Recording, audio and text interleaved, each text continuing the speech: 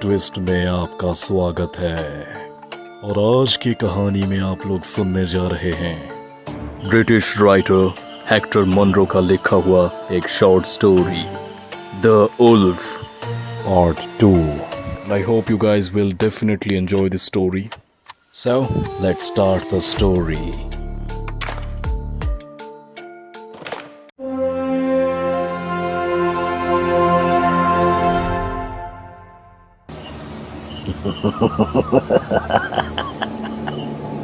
लेकिन अगले ही पल वो बिजली की रफ्तार से उछल के एक जंगली झाड़ी के अंदर जाके गायब हो गया।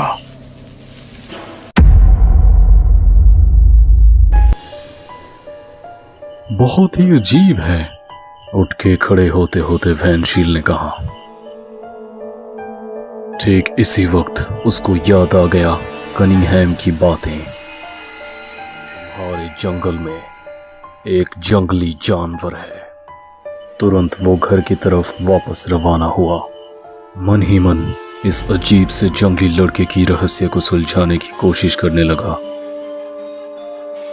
हाल ही में किसी कारण से जंगल में शिकार की संख्या बहुत ही कम हो गया है। लोगों के फार्म से चोरी हो रहे हैं बकरी, भेड़ और भी दूसरे पले हुए जानवर, और खरगोश तो आजकल दिखते भी नहीं हैं। ये भी सुनने में आया है कि पहाड़ी से कोई भेड़ और बकरी के बच्चों को उठा के ले जाता है। तो फिर क्या ये बात संभव है कि ये जंगली लड़का एक चालाक शिकारी कुत्ते के साथ सचमुच रात को शिकार पे निकलता है?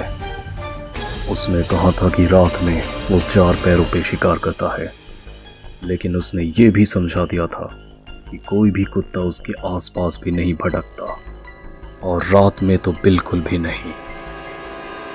इस बात में कोई शक नहीं कि ये मामला बहुत रहस्यों से घिरा हुआ है। मन ही मन वैनशील पिछले कुछ महीनों की बातें अच्छे से याद करने लगा। चलते हुए कुछ देर सोचने के बाद अचानक उसे एक बात याद आ गया और वो रुक गया। 2 महीने पहले मिल के मालिक का जो बच्चा खो गया था, सबको लगा था कि वो मिल मशीन के धक्के से कहीं दूर जाके गिरा है, लेकिन उस बच्चे के माँ ने बार बार एक ही बात कही थी कि घर के पीछे पहाड़ की तरफ से उनको एक बच्चे की चीखने की आवाज सुनाई दिया था।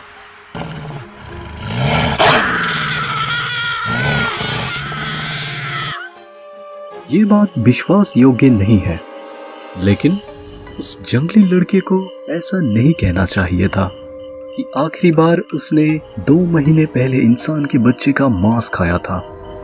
मजाक में भी ऐसी डरावनी बातें नहीं करना चाहिए। आज के इस अद्भुत और रहस्यमय घटना की जिक्र किसी से भी ना करने का फैसला किया वैनशील ने, क्योंकि शांति रक्षा का शासक होते हुए भी अपने इलाके में एक विचित्र रहस्यमय जीव को उसने खुला छोड़ दिया था, और अगर ये बात फैल जाए तो इससे उसी को ही नुकसान होगा।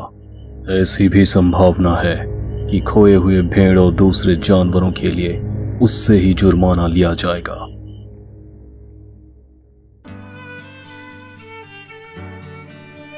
उस दिन रात को खाने के टेबल पर बैठा हुआ वैनशील बिल्कुल चुपचाप था।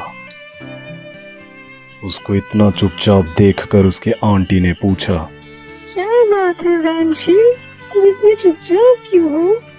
तुम्हें देखकर किसी को भी लगेगा कि तुम अभी अभी भेड़िया देखकर आए हो। इस बात पे वैनशील ने ज्यादा ध्यान नहीं दिया। अगर अपने इलाके में सच में वो कोई भेड़िया ही देखता तो फिर इस तरह चुपचाप नहीं बैठता वैनशील।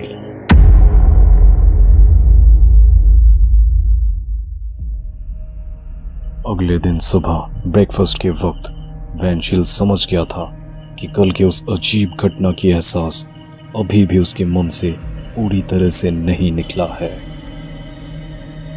इसलिए उसने तय किया कि वो ट्रेन से दूसरे शहर जाएगा। कनिंघम को ढूंढना होगा और फिर उससे जानना होगा उसने क्या देख के ऐसा कहा था। ये फैसला करने के बाद वैनशील मन ही मन थोड़ा खुश हुआ। एक सिगरेट जलाने के लिए वैनशील दूसरे कमरे की तरफ गया। घर के अंदर जाते ही वो चौंक गया, क्योंकि घर के अंदर सोफे के ऊपर लेटा हुआ है कल का वही जंगली लड़का।